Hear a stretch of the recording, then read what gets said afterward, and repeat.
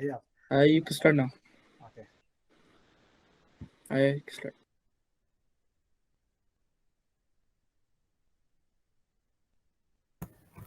Okay, let me go back.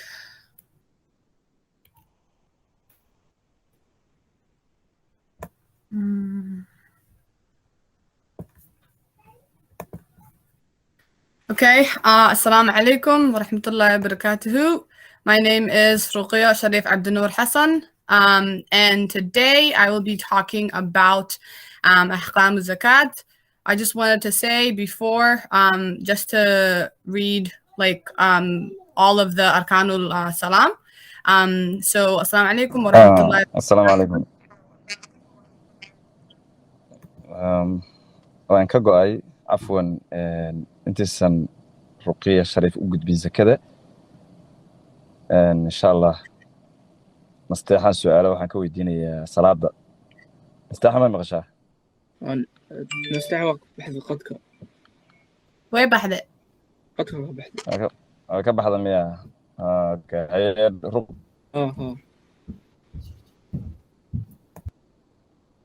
ku soco shaqay u socota raali ahoo waqtiga aad ugu yaraa marka shaqay leedahay inta ka horeysay boobsiisa casharka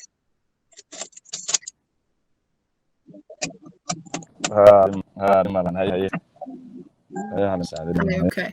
Assalamu alaikum wa rahmatullahi wa barakatuhu. Arkanul Salam khamsata shahadatu Allah ilaha illallah wa anna Muhammad Rasulillah wa yuqamu salat wa ita'u zakat wa sawm Ramadan wa hajjul bayt wa nistadahi ghair.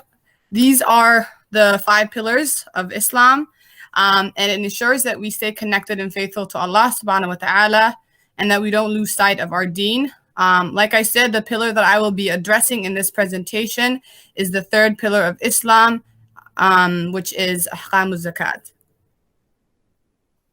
So what is the meaning of zakat? In Arabic, zakat has a lot of meanings, but for our purposes, zakat means to clean something over and over again. Zakat cleanses you from your sins, and we as Muslims do this by giving a portion of our income to the poor, and this is known as paying zakat. So what did the zakat, when did the zakat get started? The zakat got started at the 15th year of Islam, which is the 2nd year of the Hijrah and the 2nd year of the Medina. Why do we have to pay the zakat? To help poor people and give back to the benefit, people, specifically poor people.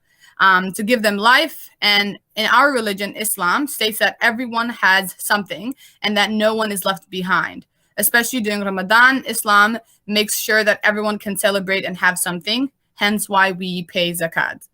So who has to pay the zakat? Any Muslim adult who is mentally stable and who has a certain amount of assets.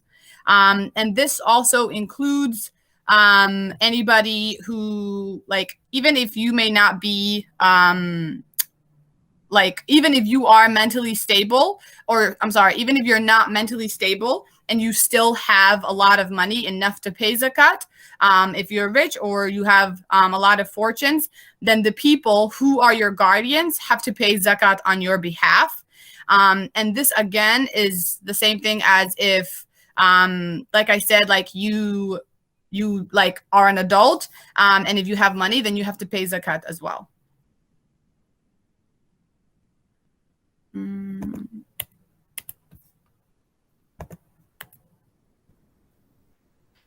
So who receives zakat? Somebody who needs assistance. There are 8 kinds of people that can receive zakat. The first one are the poor, meaning low income or indigent. The second one are the needy, which is people that are masakin, meaning someone who is in difficulty. The third are zakat administrators. Fourth, those whose hearts are to be reconciled, meaning new Muslims, as well as Muslims or friends of the Muslim community. The fifth are those that are in bondage, such as slaves. The sixth is people that are debt-ridden, so people that have taken a lot of loans and they need help repaying those loans. And they can receive zakat to pay the loans as well. The 7th is in the cause of Allah subhanahu wa ta'ala. So this can be someone who is jihad and is fighting for the goodness of Islam and Allah subhanahu wa ta'ala. And then the 8th are the wayfarers, or also known as the travelers. So people who are either traveling or are stranded and traveling with little resources. They can get support as well. So in addition, you don't give zakat to the rich unless they are part of these 8 groups above. And for some, that may not make sense. But what I mean by that is that the first and second one, obviously, if you're poor and if you're needy, then you're not rich. But there are cases in which people do have a lot of money, for example, but they're traveling and they're stranded and they don't have access to the money. So you can pay zakat by supporting them in that way. Or people who like did have a lot of money, but they took out loans and they're in debt right now, right? So that's what I mean by when I say you don't give zakat to the rich unless they are part of those groups. And then, what assets do you have to pay zakat on? So you can pay zakat on livestock, which includes camels, cows, and goats. You can pay zakat using gold and silver. And in this case, obviously, the zakat was started during the time of Nabi Muhammad sallallahu alaihi wasallam, and during that time, they didn't have what we now know as currency or money, like cash. So they used gold and silver as their money. So when I say gold and silver, I mean like cash or money or currency that you have. You can also pay zakat using your trade goods, buried treasure, as well as Machadka, which is basically like any sort of crops or fruits or vegetables that you get from a farm. And then I just want to say it's also important to note that there's no zakat on animals grazing on public land unless they are livestock.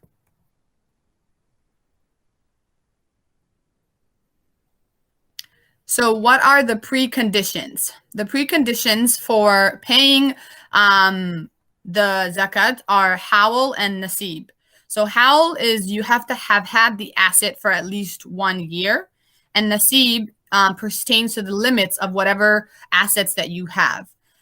So assets that require both hawl and nasib, which means that you have to have had them for a certain amount of year and you have to have a certain amount of them, are money, livestock, and trade goods.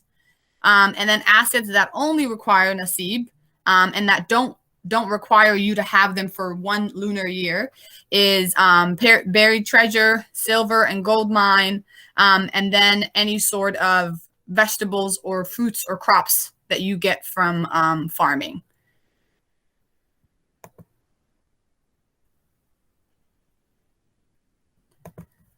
So this is really important.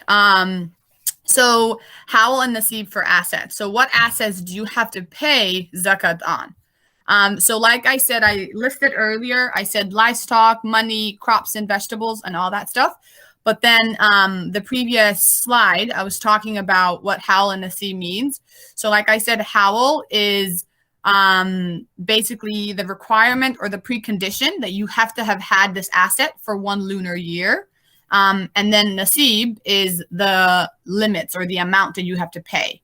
So for camel, which is under livestock, you have to have a 5 camel limit and you have to have had them for 1 year. For cows is 30 and you have to have had them for a year. And then for goats, it's 40 goats and you have to have had it for 1 year. And then for money or gold and silver, you pay 2.5% of it. So the currency is gold and silver. The nisab for money is the market value of 84.7 grams of gold and 592.9 grams of silver. And when you exchange that, right? So like I said, gold and silver was back in the day of Nabi Muhammad sallallahu alaihi wasallam. So if you exchange that to what we now know as money, 84.7 grams of gold is about $5,101.05, and 592.9 grams of silver is $462.34. However, it is good to pay zakat for money. And if you have this money, so like even though it says that the limit is 5,000, if you have had $3,000 for more than a year and you don't need it for anything, you're not saving it for anything, it's just like there, it is recommended that you pay zakat on that 3,000 and you don't wait for the 5,000, if that makes sense. And the reason why this is the case is because the whole purpose of zakat is to help our community, is to help people in need and to give back, so that people are not left behind, and is to benefit poor people as well. So if you are able to, if you have $3,000, then it is recommended that you pay zakat on that amount and you don't wait for the limit. And then if you have crops or fruits, you don't have to wait for a year. So what that means is that there isn't a howl, but the nasib for it is you have to have had 609.84 grams. So the equivalent of that is basically like if you have a certain amount of crops or fruits or vegetables, you don't necessarily